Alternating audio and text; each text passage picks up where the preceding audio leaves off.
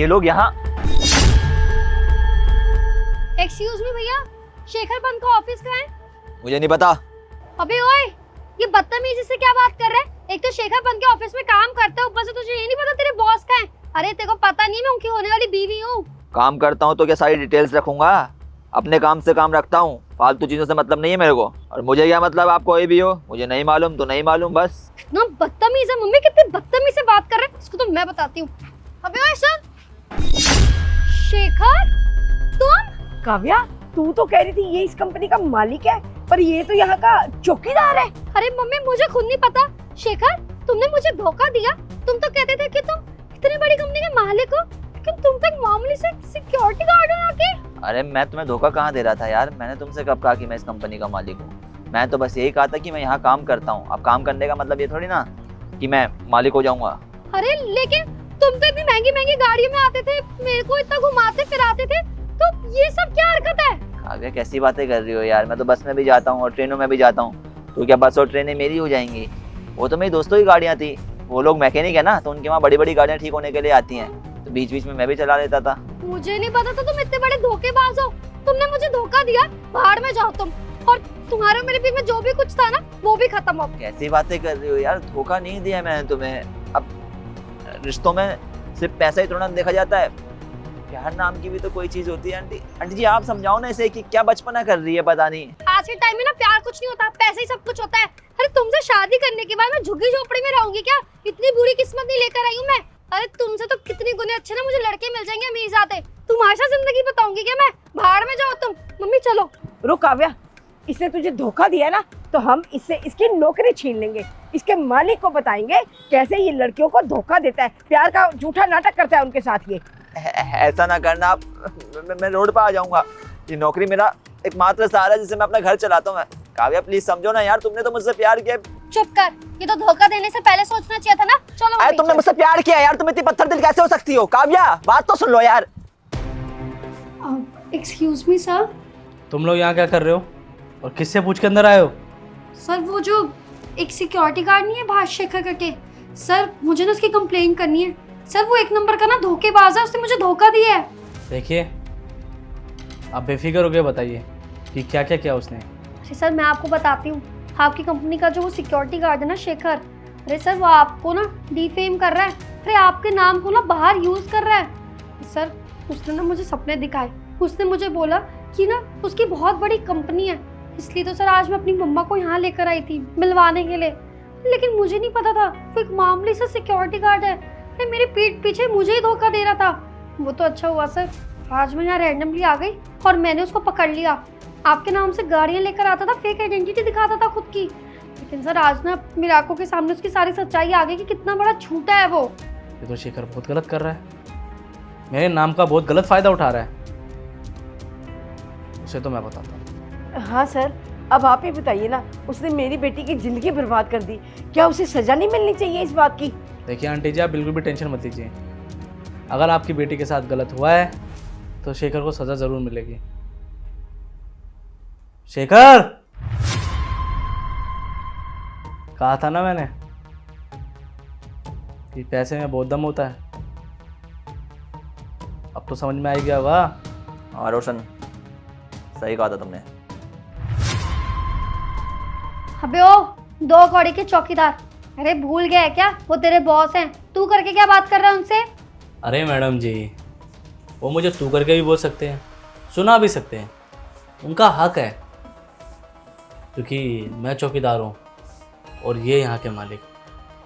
क्या शेखर तुम यहाँ के बॉस हो? हाँ मैं ही कंपनी का मालिक हूँ, कोई दिक्कत है? अरे अगर तुम यहाँ के बॉस हो तो तुमने ये सब कुछ क्यों किया?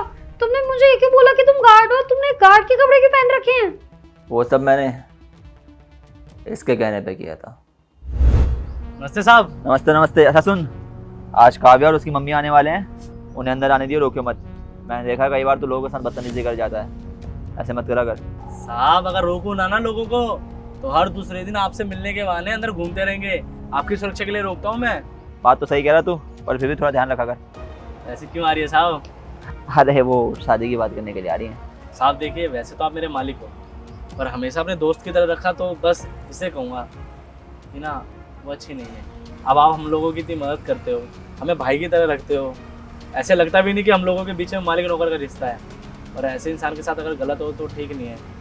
मैंने हमेशा देखा है कि आप उनको घुमाते रहते हो, चीज़ें सामान दिलाते रहते हो। साहब वो पैसों के लालची लगते हैं मेरे को। कैसी बात कर रहा है यार तू? गर्लफ्रेंड है मेरी वो, अब उसका ख्याल मैं नहीं रखूँगा तो कौन रखेगा? साहब फिर भी एक बार आजमा लो, क्योंकि जो लोग पैसों के पीछे भागे ना, वो कभी इंसान से प्यार कर ही नहीं सकता। आप गरीब बन के देखो, खुद ही समझ में आ जाएगा।